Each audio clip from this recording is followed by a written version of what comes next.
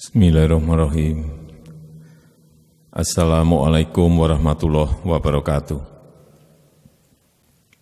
Selamat sore, salam sejahtera bagi kita semuanya. Om Swastiastu, Namo Buddhaya, salam kebajikan. Bapak, Ibu, dan saudara-saudara sebangsa dan setanah air, pemerintah telah menetapkan COVID-19 sebagai jenis penyakit dengan faktor risiko yang menimbulkan kedaruratan kesehatan masyarakat. Dan oleh karenanya, pemerintah menetapkan status kedaruratan kesehatan masyarakat. Untuk mengatasi dampak wabah tersebut, saya telah memutuskan dalam rapat kabinet bahwa opsi yang kita pilih adalah pembatasan sosial berskala besar atau PSBB. Sesuai undang-undang, PSBB ini ditetapkan oleh Menteri Kesehatan yang berkoordinasi dengan Kepala Gugus Tugas COVID-19 dan Kepala Daerah. Dasar hukumnya adalah Undang-Undang Nomor 6 Tahun 2018 tentang kekarantinaan kesehatan. Pemerintah juga sudah menerbitkan peraturan pemerintah PP tentang pembatasan sosial berskala besar dan Kepres penetapan kedaruratan kesehatan masyarakat untuk melaksanakan amanat undang-undang tersebut. Dengan terbitnya PP ini semuanya jelas. Para kepala daerah saya minta tidak membuat kebijakan sendiri-sendiri yang tidak terkoordinasi. Semua kebijakan di daerah harus sesuai dengan peraturan, berada dalam koridor undang-undang dan PP serta Kepres tersebut. Polri juga dapat mengambil langkah-langkah penegakan hukum yang terukur dan sesuai undang-undang agar PSBB dapat berlaku secara efektif dan mencapai tujuan mencegah meluasnya wabah.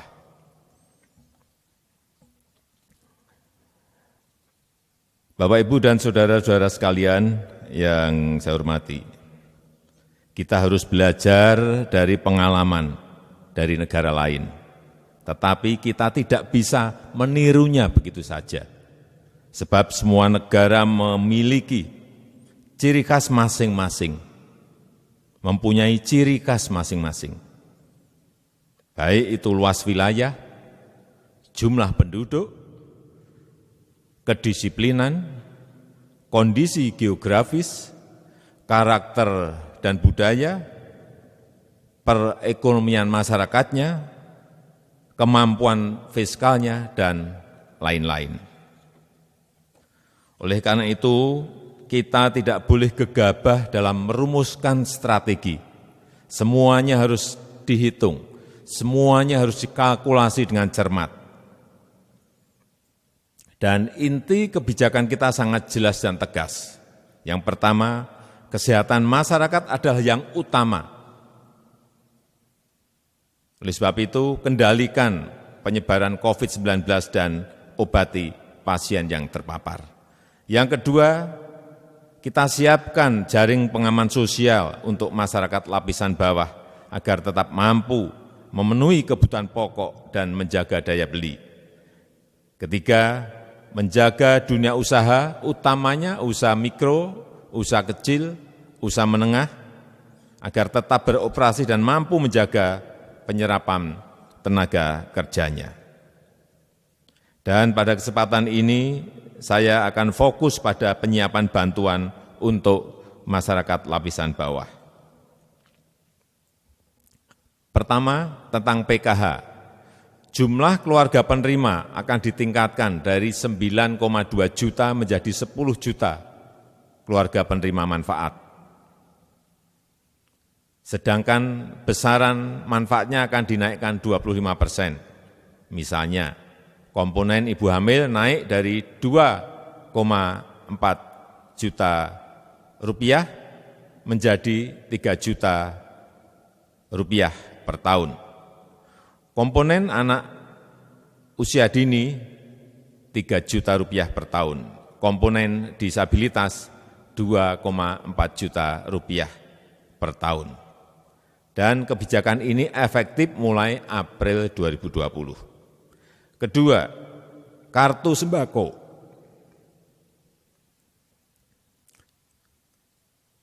Jumlah penerima akan dinaikkan dari 15,2 juta penerima menjadi 20 juta penerima manfaat. Dan nilainya naik 30% dari Rp150.000 menjadi Rp200.000 dan akan diberikan selama 9 bulan. Yang ketiga, tentang kartu prakerja. Anggaran kartu prakerja dinaikkan dari 10 triliun rupiah menjadi 20 triliun rupiah. Jumlah penerima manfaat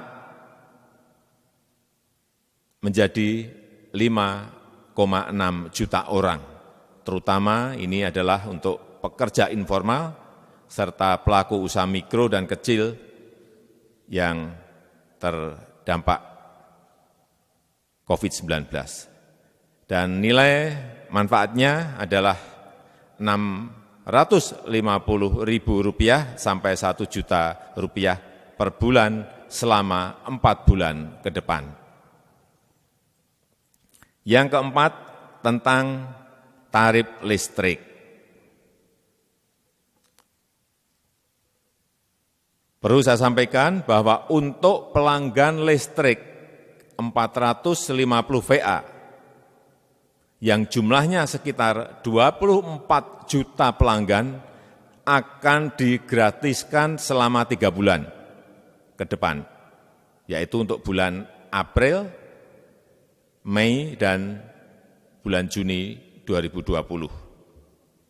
Sedangkan untuk pelanggan 900 VA yang jumlahnya sekitar 7 juta pelanggan akan didiskon 50%. Artinya hanya membayar separuh saja untuk bulan April, Mei, dan bulan Juni 2020. Yang kelima, perihal antisipasi kebutuhan pokok. Pemerintah mencadangkan 25 triliun untuk pemenuhan kebutuhan pokok serta operasi pasar dan logistik. Keenam, perihal keringanan pembayaran kredit. Bagi para pekerja informal, baik itu ojek online, supir taksi, dan pelaku UMKM, nelayan, dengan penghasilan harian, dengan kredit di bawah 10 miliar, OJK telah menerbitkan aturan mengenai hal tersebut dan dimulai berlaku April ini, bulan April ini. Telah ditetapkan prosedur pengajuannya tanpa harus datang ke bank atau perusahaan leasing, cukup melalui email atau media komunikasi digital seperti WA. Saya rasa itu yang bisa saya sampaikan pada kesempatan yang baik ini. Terima kasih. Wassalamualaikum warahmatullahi wabarakatuh. Baik Bapak, selamat sore. Ada beberapa pertanyaan dari wartawan yang sudah masuk. Yang pertama, Ican dari kompas.com. Kebijakan yang Bapak umumkan terkait relaksasi kredit belum jalan di lapangan. Banyak pengemudi ojek online dan taksi yang masih ditagih oleh debt collector. Lalu OJK juga mengakui aturan untuk leasing belum rampung. Apa langkah selanjutnya untuk memastikan kebijakan ini akan berjalan? Sudah saya konfirmasi ke OJK, dimulai bulan April ini sudah efektif. Saya juga telah menerima peraturan otoritas jasa keuangan ini, khusus yang berkaitan dengan kredit tadi. Artinya sekali lagi, bulan April ini sudah bisa berjalan. Baik, berikutnya dari Rafiq Panjaitan dari Media Kumparan. Yang pertama, mengapa memunculkan wacana darurat sipil? Memang seberapa bahaya virus corona ini di Republik Indonesia? Yang kedua, bagaimana teknis pelaksanaan penerapan pembatasan sosial berskala besar atau PSBB?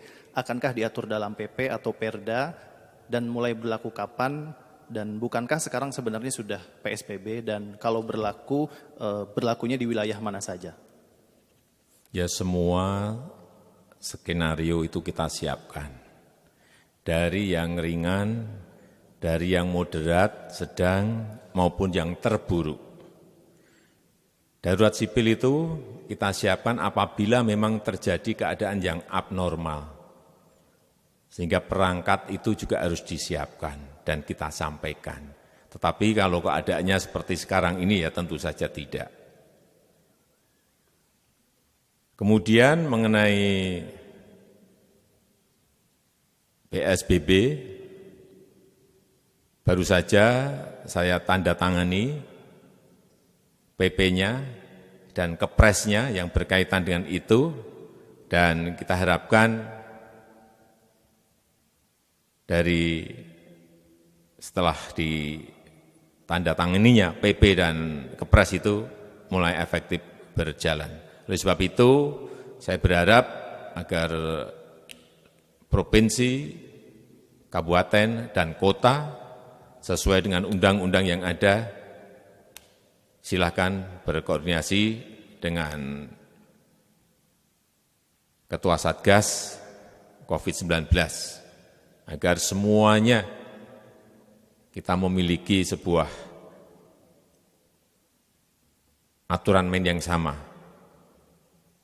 yaitu Undang-Undang PP dan Kepres yang telah tadi baru saja saya tanda tangani.